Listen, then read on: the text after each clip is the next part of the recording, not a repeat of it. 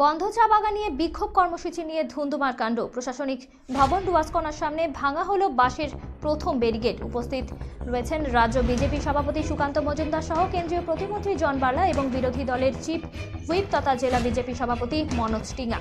সুকান্ত মজুমদারের বিক্ষোভ কর্মসূচিকে কেন্দ্র করে আলিপুরদুয়ারের প্রশাসনিক ভবন ডুয়ার্সকর্না কড়া পুলিশের নিরাপত্তায় মুড়ে ফেলা হয়।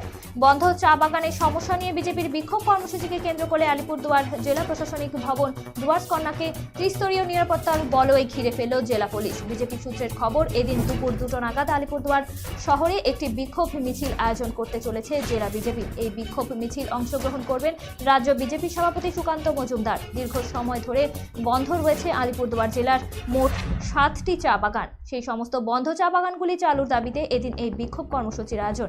সেই বিক্ষোভ কর্মসূচিতে অংশ নেবেন জেলার বিভিন্ন বন্ধ চা বাগানের কয়েক হাজার চা শ্রমিক ও তাদের পরিবার।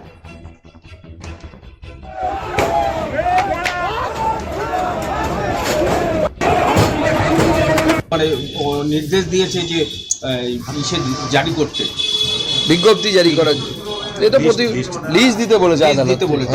42,000 লিজ দিতে বলেছে। তো আদালতের এই নির্দেশ মেনে ইমিডিয়েট পর্ষদের উচিত যে কে কত নাম্বার পেয়েছে তার লিস্ট দিয়ে ক্রমতালিকা বের করা, লিস্ট তৈরি করা। আদালত তো নির্দেশ দিচ্ছে, কিন্তু যে পর্ষদ আছে, পর্ষদ তো লুকোচুরি খেলছে। তারা কারো নাম্বার দেখাতে চাইছে না কে কত নাম্বার পেয়েছে, কারণ তাহলেই বেরিয়ে যাবে যে পেছনে কম নাম্বার পাওয়া ছাত্রছাত্রীদেরকে তৃণমূল কংগ্রেসের কোন নেতারা কত মাল নিয়ে তবে তাদের চাকরি হয়েছে। 14,339টি পদ এই অবস্থায়। পদ তো প্রত্যেক বছর ফিল আপ হওয়া উচিত।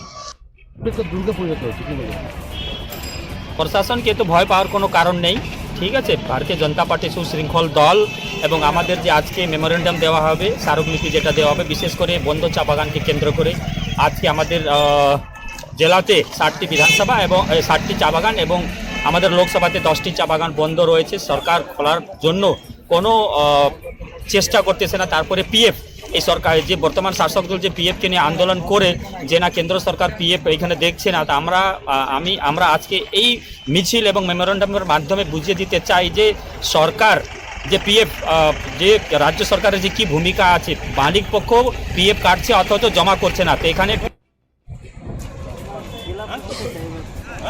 জেলা